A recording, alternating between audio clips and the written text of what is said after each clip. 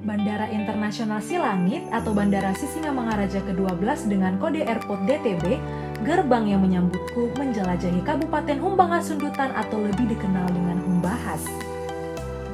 Taman Wisata Sipincur dengan jarak 18,9 km dalam waktu 20 menit dari Bandara Silangit terletak di Desa Pearung, Kecamatan Paranginan. Sipincur merupakan salah satu geosite Geopark Kaldera Toba di Humbahas. Wisata alam berupa panorama alam indah, yaitu area konservasi hutan pinus di pinggiran selatan Danau Toba dengan ketinggian 1432 mdpl. Sepanjang mata memandang dari fasilitas outbound untuk wisata keluarga, saya dimanjakan pula oleh pemandangan luasnya Kaldera Toba, bukit hijaunya yang elegan, terutama panorama Pulau Sibandang, serta menawarkan matahari terbit dan terbenam terbaik. Di taman ini tersedia pula open stage dan tahun 2018 keluar sebagai juara satu dataran tinggi terpopuler pada Anugerah Pesona Indonesia 2018. Bertolak ke ibu kota Humbahas yaitu Dolok Sanggul, berjarak 22 km dari Sipincur, 32 km dari Bandara Silangit, telah memiliki fasilitas penginapan seperti hotel dan homestay untuk para travelers. Sejauh 14,1 km dari ibu kota Humbahas yaitu Kecamatan Bakti Raja, pesona alam yang disajikan seperti mata air, sungai, air terjun, danau, dan bebatuan menjadi daya tarik yang dimiliki oleh Lembah Bakara. Pedesaan yang diapit oleh perbukitan di lembah ini memiliki penduduk yang mayoritas bertani dan menangkap ikan. Di setiap belokan, menuruni Lembah Bakara, saya swafoto untuk mendapatkan latar bukit dan danau dari sisinya yang menakjubkan. Setelah melewati turunan, terdapat sungai di sebelah jalan dengan aliran cukup deras, dan ini pastinya dimanfaatkan oleh penduduk untuk olahraga air. Terlihat beberapa pria di sebelah jalan yang sedang menumpukan ban. Saya penasaran dan menghampiri mereka. Rasa penasaran saya pun terjawab. Ternyata mereka menyediakan jasa river tubing. Kalian gak perlu khawatir dengan barang bawaan, karena Simamora River Tubing menyediakan fasilitas untuk penitipan barang. Untuk menunjang keamanan dan keselamatan, perlengkapan seperti pelampung, helm, pelindung kaki, dan yang terakhir, pelindung lengan. Setiap pengunjung wajib memakai perlengkapan tersebut dengan benar dan sudah ada yang memandu pada wahana tersebut.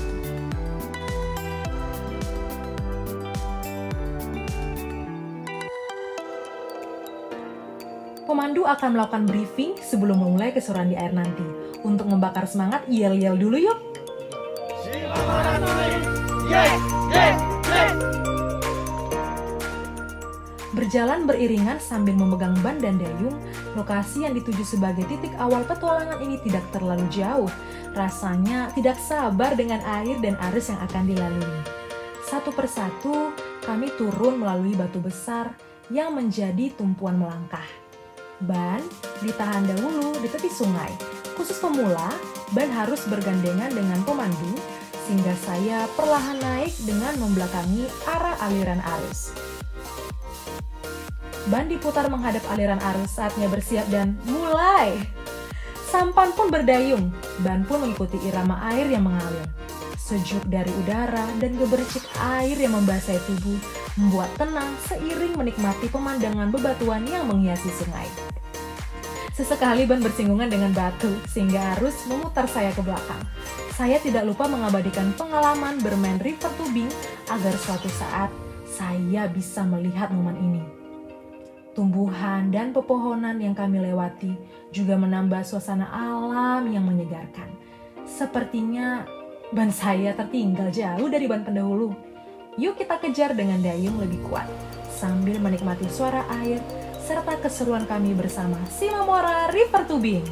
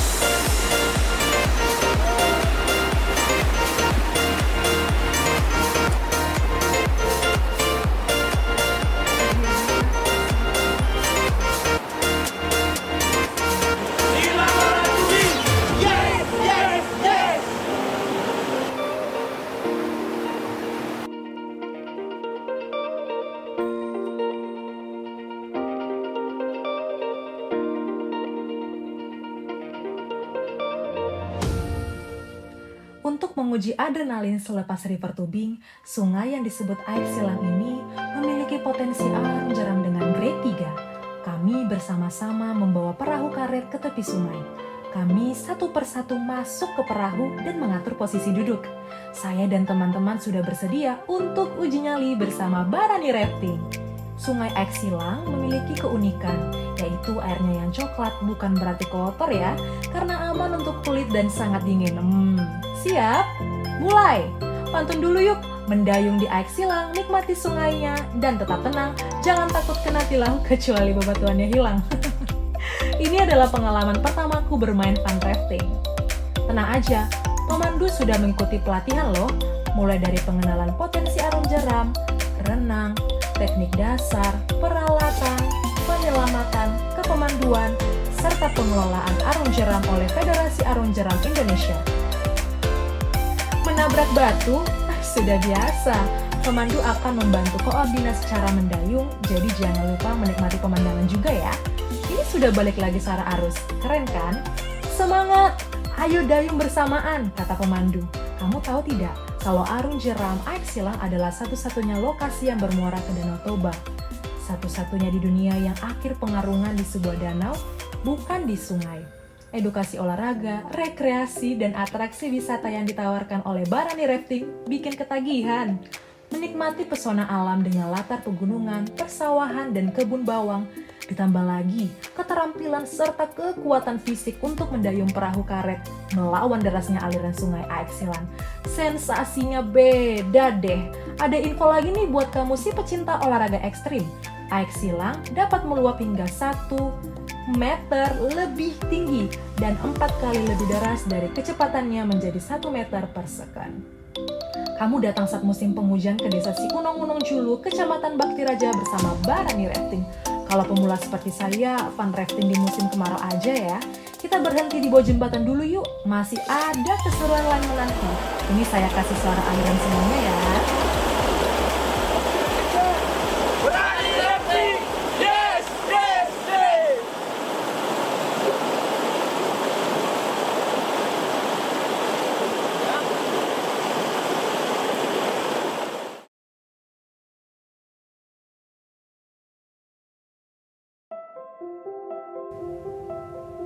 Selamat datang di SUP Topi Nitau yang terletak di Desa Simangulape, Kecamatan Bakti Raja. Stand up paddleboard atau stand up paddling yang menjadi tren baru di kawasan Danau Toba, magnet wisata olahraga air. Fakta yang perlu kamu tahu, paddling berasal dari Hawaii tahun 1976 yang awalnya digunakan untuk membantu navigasi laut. Paddling mengadopsi teknik berdiri dari selancar dan teknik mendayung dari kayak. Pelatih dari SUP Topi Nitau mengajarkan untuk memegang dayung dengan siku membentuk sudut 90 derajat. Tetap tenang saat naik dan posisikan kaki saat berdiri secara paralel di tengah pedal. Hal ini bertujuan agar saya nyaman dan tidak mudah lelah bermain pedal. Paddleboard memiliki beberapa jenis. Untuk pemula seperti saya, menggunakan single blade pedal dengan ujung melengkung adalah pilihan yang tepat. Olahraga satu ini unik, tidak butuh batasan umur, artinya siapapun bisa mencoba dan tingkat kebugaran bukan menjadi masalah. Namun alangkah lebih baik jika kamu telah berusia 15 tahun dan mampu berenang. Jika kamu tidak bisa berenang seperti saya, hal ini cukup menantang, namun kamu tetap diawasi pelatih. SUP Topi Nitau mewajibkan wisatawan menggunakan pelampung dan kamu sebaiknya memakai pakaian renang. Sekiranya kamu jatuh, kamu tetap aman. Keuntungan yang didapatkan dari aktivitas ini adalah melatih kekuatan, kardio, keseimbangan, dan fleksibilitas di seluruh bagian tubuh. Sangat menyenangkan berada di atas air serta menikmati pemandangan perbukitan di kawasan Danau Toba. Rasanya tidak seperti olahraga, apalagi ditambah angin, semilir, dan ombak kecil yang menyambutmu. Setelah lebih berani untuk bermain pedal, saya mencoba mendayung lebih kencang dengan teknik forward stroke, artinya bergerak lurus. Ternyata, teknik yang saya lakukan adalah forward sweep stroke, artinya berbelok. Sehingga pedal saya bersinggungan dengan pelatih. Tapi pengalaman ini tidak terlupakan karena pengalaman pertama di hidup saya. cocok untuk membuang stres dengan menikmati panorama indah yang tak habis-habisnya membuat saya takjub. Selain berdiri, saya telah berlutut, duduk, dan terakhir berbaring di pedal sambil bersyukur atas cuaca yang indah di sore ini. Butuh lebih banyak vitamin D? Kamu bisa bermain pedal bersama SUP Topinitao di waktu pagi ya.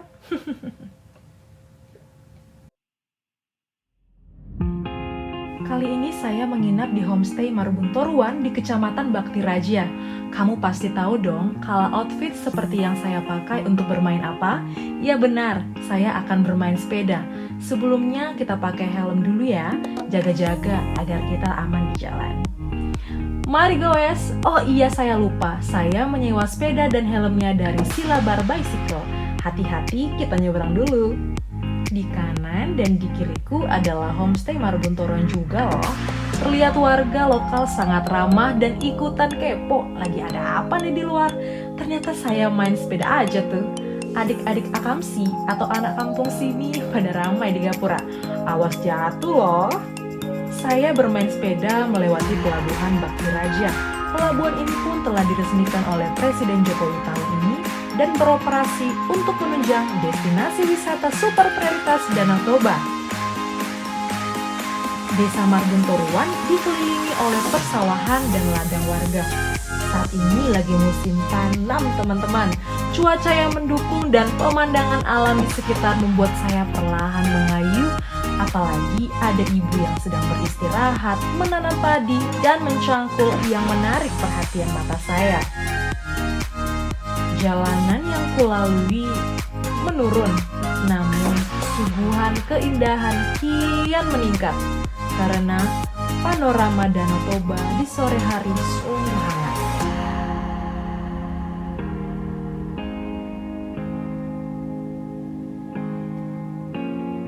Bermain sepeda tanpa beban bersama sepeda Silabar. Kalau begitu, aku lanjut dulu ya teman-teman.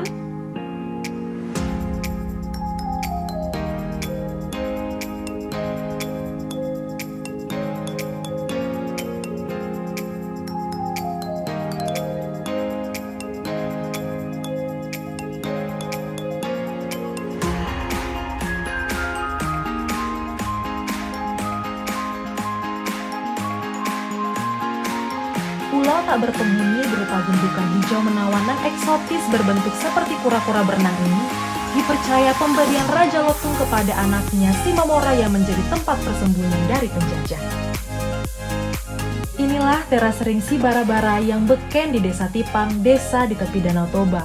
Dengan ketinggian 900 sampai 1200 mdpl, kamu tidak melulu melihat danau dan perbukitan. Pemandangan lanskap persawahan hijau sering dijuluki ubudnya Danau Toba. Sawah bertingkat-tingkat untuk mengatasi kontur tanah yang miring ini dulunya tempat menambatkan kerbau peliharaan loh. Namun, sekarang ditata sedemikian rupa untuk pertanian. Seperti yang sedang kita lihat bersama, jalan setapak terbuat dari beton untuk menjelajah di tengah hamparan sawah. Ingin melihat warna hijau yang menyegarkan mata, tak kalah indah ditopang panorama danau dan bukitnya. Maya pada hijau dan Danau Toba yang biru siap menjadi latar belakang foto terbaikmu di lokasi ini.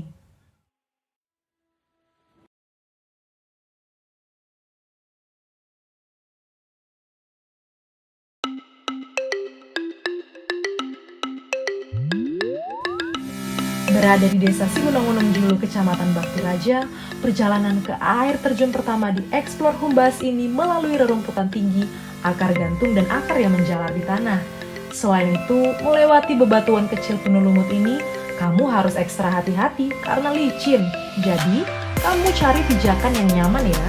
Perjalanan ini pun juga dipenuhi oleh batu besar seperti tempat aku berdiri di sini. Tidak begitu jauh kok, itu dia air terjun Simangira yang kita nantikan bersama. Tetap perhatikan langkah karena kali ini kita menyeberangi aliran air dinginan sejuk.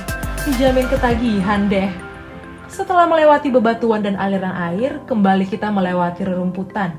Intinya, nikmati saja perjalanan menuju air terjun indah satu ini. Kamu juga akan bertemu dengan batu yang jauh lebih besar dari sebelumnya. Kalau katanya penuh dengan kejutan deh, kenapa aku bilang? Kita sudah tiba di air terjunnya. Mari mendekat ke sumber air. Mari mendengar irama air terjun yang berdenyut mulai dari tingkatnya yang pertama, kedua, ketiga, hingga yang ke-13 dari atas perbukitan di desa Si Unong-Unong Julu yang ditutupi oleh pepohonan yang melindungi keasriannya dan menjadi permata tersembunyi dan dicari orang.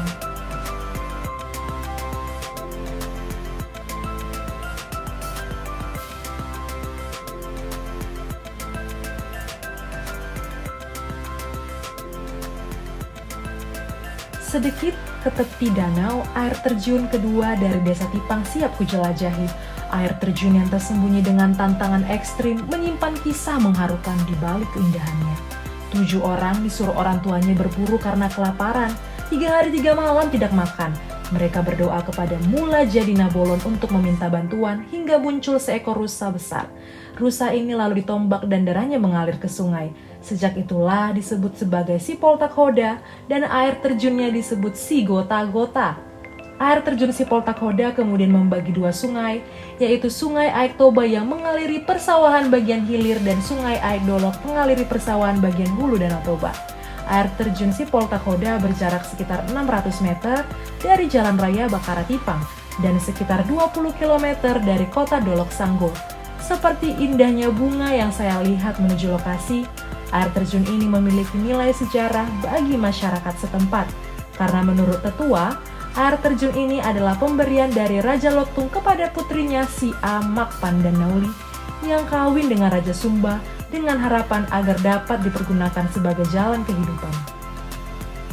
Air terjun ini sebelah utaranya adalah Perladangan Tipang, timur adalah Sungai Aik Toba, serta barat dan selatan adalah lereng Bukit Polong.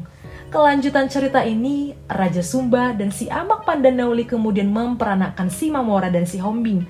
Si Mamora memperanakkan Purbamana Ludewata Raja, sedangkan Si Hombing memperanakkan Silaban Lumbantoruan Nababan dan Hutasoit. Kisah yang penuh kasih bukan? Perjalanan yang saya tempuh menjadi bayangan yang saya bawa ke tempat ini. Indah dan takjub tentang cerita rakyat dan pemandangan yang menjadi destinasi wisata dari Desa Tipang.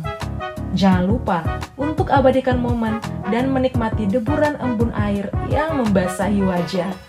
Bersyukur untuk nikmat dari Sang Pencipta.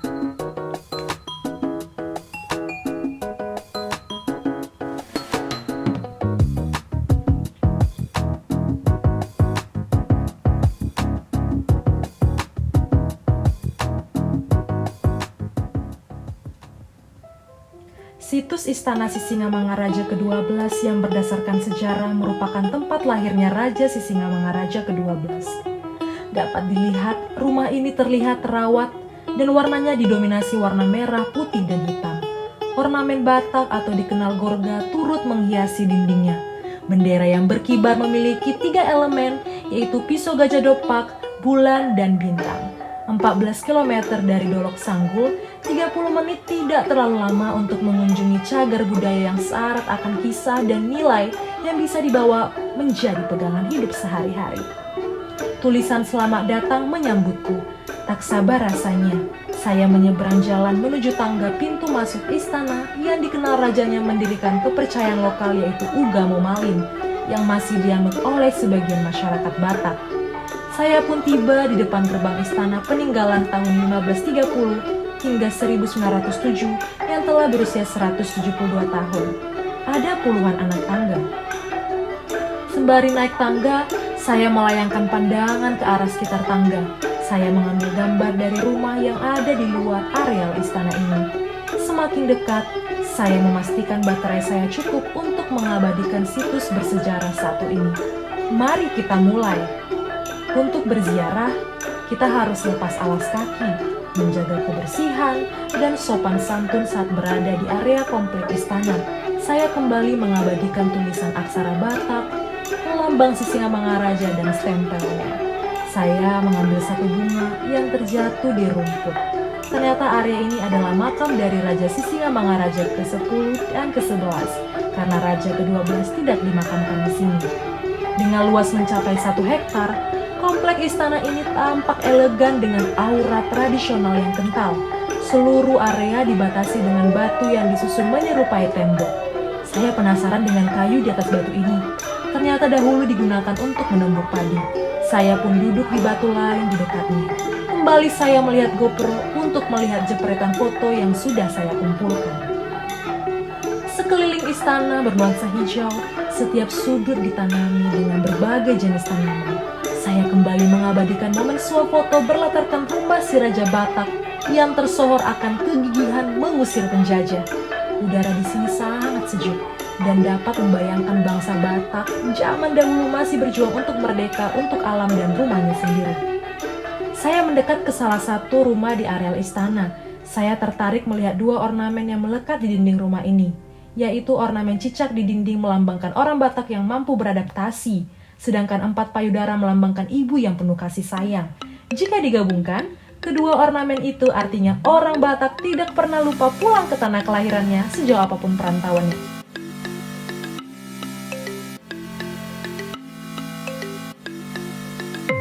Dari tadi saya sudah mengumpulkan banyak foto. Kali ini saya akan mengambil video tarian tortor dari perempuan ini. Dia tampak mahir menari dan tersenyum ramah kepadaku. Saya yakin mendekat karena momen ini sangat tepat untuk mengambil foto medium close up dari si penari. Swafoto lagi dong untuk menambah koleksi foto sebagai kenang-kenangan. Kemana penari itu pergi? Ternyata dia mengambil ulos dan memberikannya kepadaku. Penari ini ternyata ingin mengajariku beberapa gerakan dalam tarian tortor. Gerakan pertama yang diajarkan adalah pangurdot, adalah gerakan yang menggunakan seluruh badan sebagai pusat gerakannya. Tari tortor sangatlah sederhana sehingga mudah dipelajari oleh semua kalangan. Tampaknya saya sudah mulai menguasai beberapa gerakan tortor, bukan? Saya sangat menikmati sesi berlatih tortor bersama penari ini. Tari tortor adalah sarana penyampaian batin, baik kepada roh-roh leluhur dan orang yang terhormat. Setiap dari rumah yang menjadi bangunan utama memiliki fungsi kegunaannya tersendiri. Sopo Godang adalah sanggar kebudayaan dan kesenian, Sopo Parsaktian rumah atau tempat tinggal raja, Rumah Bolon tempat untuk pertemuan, Sopo Bolon merupakan tempat penyimpanan hasil pertanian. Pemerintah Indonesia juga sudah menetapkan area sakral ini sebagai cagar budaya. Istana ini juga sempat dibakar oleh pasukan Tuan Kurau saat invasi Perang Padri tahun 1825 dan dibakar kembali oleh pasukan Belanda tahun 1878. Bentuk istana Sisingamangaraja yang sekarang adalah hasil renovasi tekstur dan postur asli rumah adat Batak kuno oleh pemerintah Indonesia tahun 1978.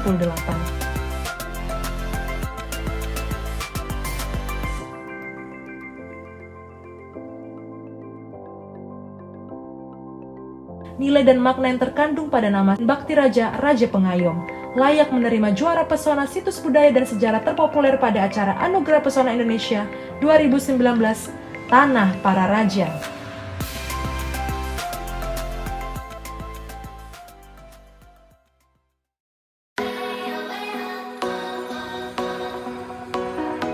Berkunjung ke Panatapan Sileme-leme di Dusun 7 Sipariama, Desa Parsimburan 2, yang dikata orang adalah desa paling jauh di Kecamatan Polung. Mutiara terpendam dengan ketinggian 1600 mdpl ini menyajikan lanskap objek yang terlihat luas seperti Pulau Simamora, Pulau Sibandang, Pulau Samosir, Lembah Bakara, Desa Tipang, dan Danau Toba. Wisatawan dapat datang melalui Dolok Sanggul yang berjarak 24 km atau dari Lembah Bakara yang berjarak 3 km yang akan terasa sangat singkat. Panorama indah ini termasuk kawasan strategis pariwisata nasional KSPN Danau Toba yang pengembangannya cukup diprioritaskan oleh pemerintah.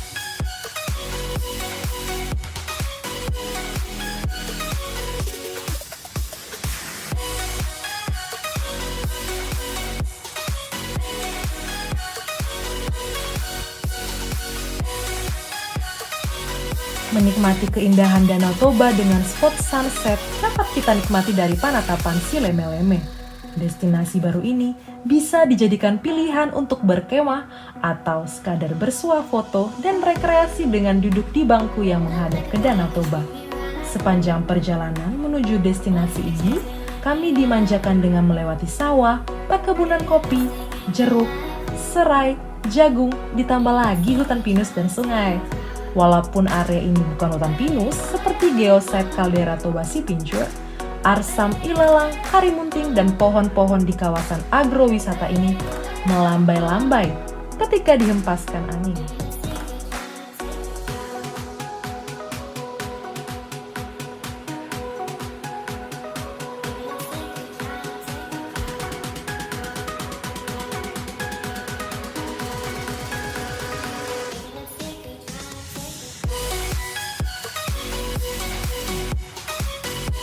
Teropong akan sangat berguna untuk melihat objek-objek jauh secara detail, seperti pulau tak berpenghuni Pulau Simamora, burung-burung bangau putih yang berterbangan di atas Danau Toba, hamparan sawah di Desa Tipang, dan bukit-bukit yang berkeliling di Lembah Bakara. Jangan lupa berkunjung ke Panorama Agrowisata Sileme-Leme, destinasi alternatif pilihan kita semua.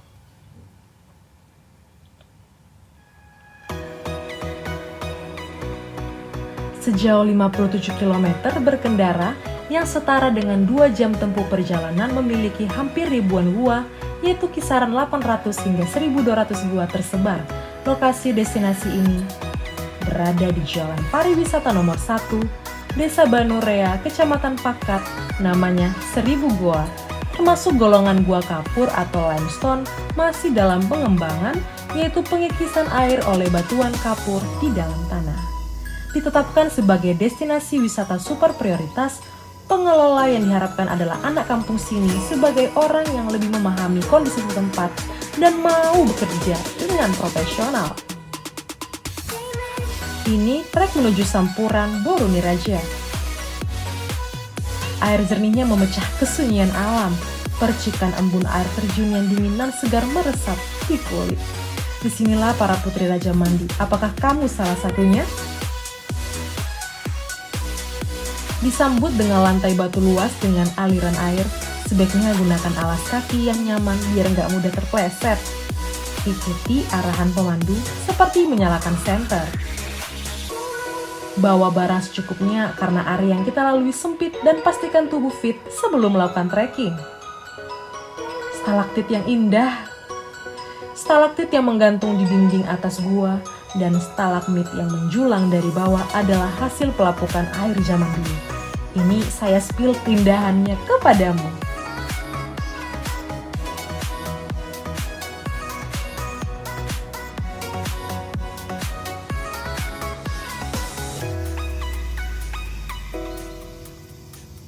Selesai menjelajah gua pinapan yang memiliki ratusan stalaktit yang ujungnya runcing seolah siap menghujam ke bawah, kita lanjut penjelajahan gua yang tidak kalah kerennya.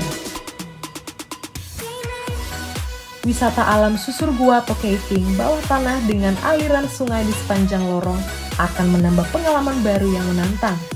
Keindahan, misterius bumi seperti sungai bawah tanah, air terjun, stalaktit dan stalagmit yang mengagumkan saat susur gua. Menuruni anak tangga yang memutar, memasuki lorong dan melihat dinding batu yang berdiri kokoh, dinding yang dilapisi lumut, dan tanah yang menempel dindingnya. Saya jadi bingung. Dari jauh suara satwa khususnya si amang menambah keeksotisan wisata alam yang masih cukup genuine ini.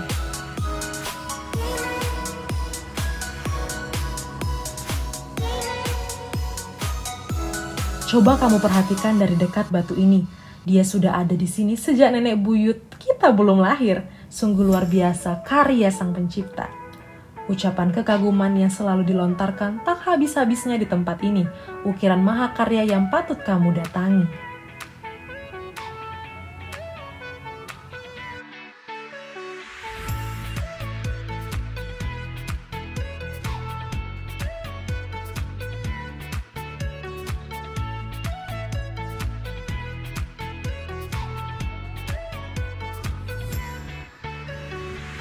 Tangga yang licin karena airnya mengalir.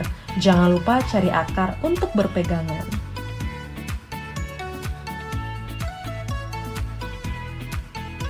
Kamu harus tetap bersama rombongan dan pemandu ya. Hal ini tentunya akan lebih aman, terutama jika kamu belum pernah datang ke lokasi ini.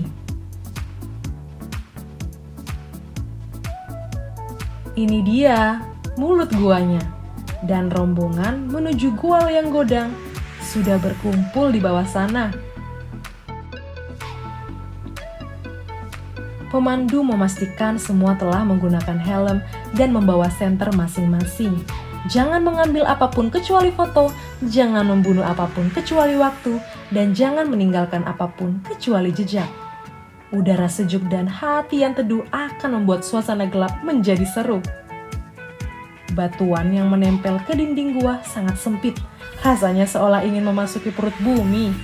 Tetap perhatikan langkah dan dengar arahan pemandu. melambai ke kamera.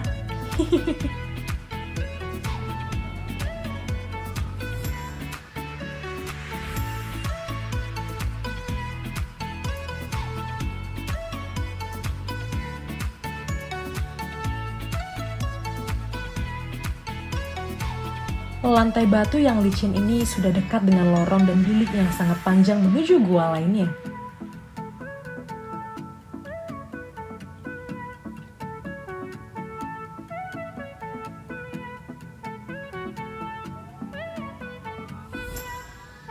Gemuruh air di belakangku membuat nyali sedikit ciut.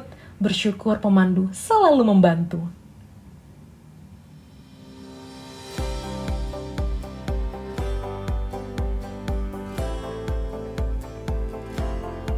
Betah berlama-lama, mari kita nikmati dengan duduk santai di atas batu raksasa ini.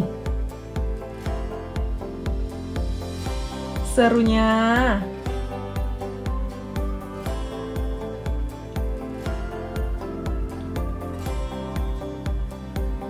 Para caver, yuk balik! Masih ada satu lagi destinasi dari 1000 goa yang ingin kutunjukkan kepadamu.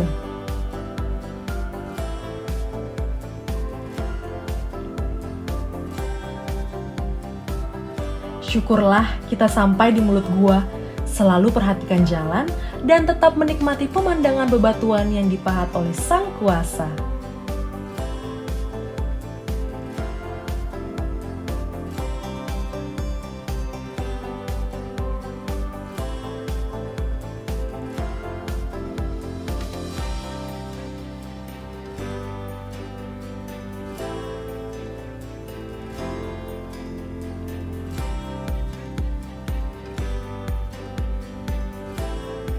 Kembali lagi dengan trek menantang melewati pohon yang tumbang menjadi checkpoint menuju Sampuran Si Joy.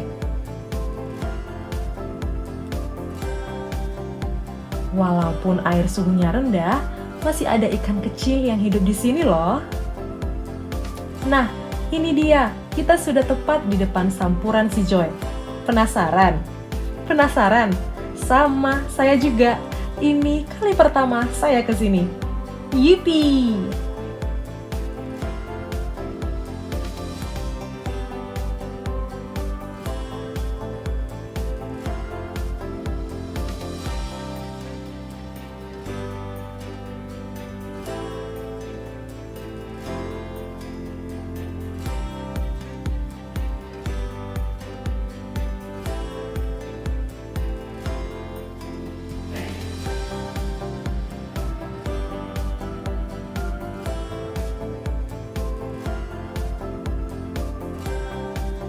Saya berdiri tepat di depan Sampuran Si Joy.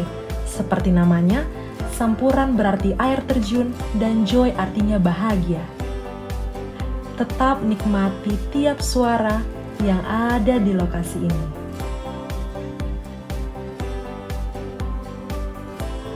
Jangan lupa hal yang selalu saya lakukan tiap mengunjungi destinasi wisata.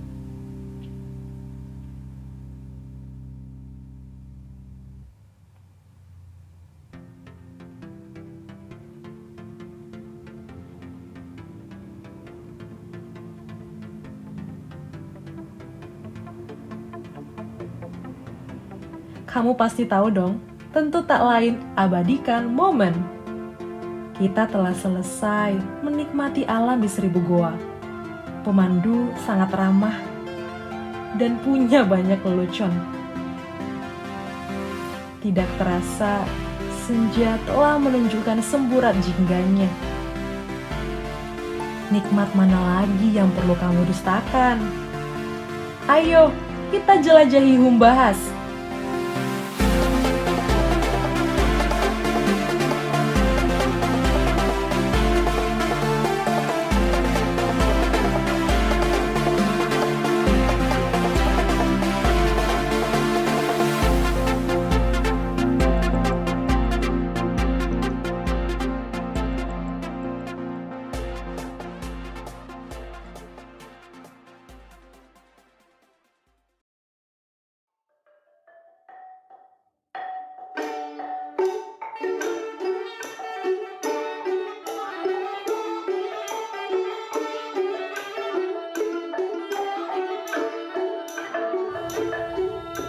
menuju ke markas Raja Sisingamangaraja ke-12 yang berada di Si Onong Budon Pearaja, Desa Sion Sibulbulon, Kecamatan Parlilitan.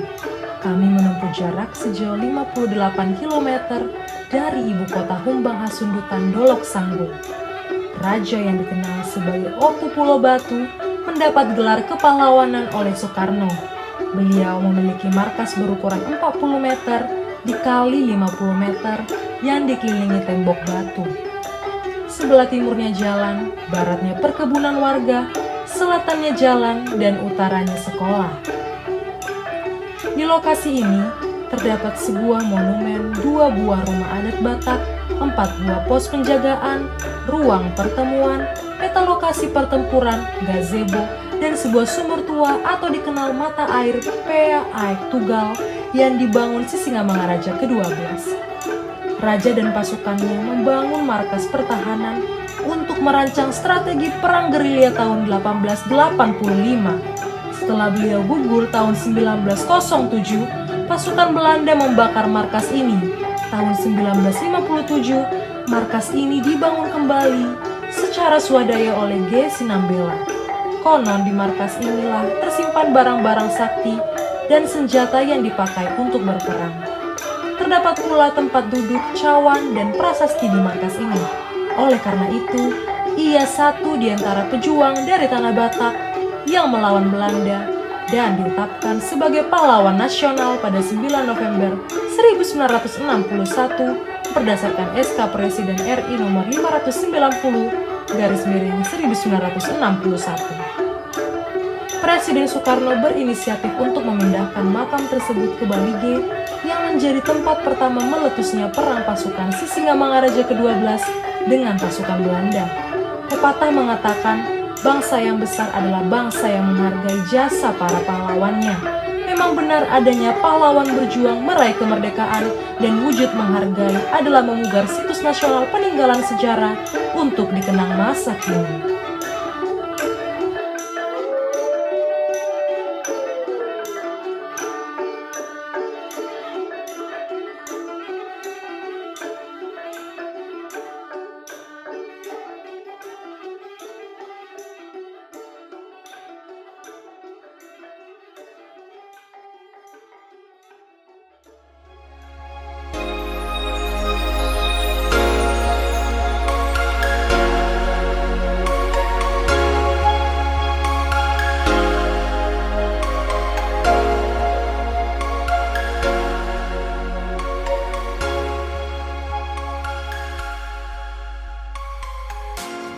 Destinasi terakhir yang saya kunjungi adalah Dolok Poktas di Desa Sion Sibulbulon, Kecamatan Parlilitan, yang berjarak 61 km dari Dolok Sanggul.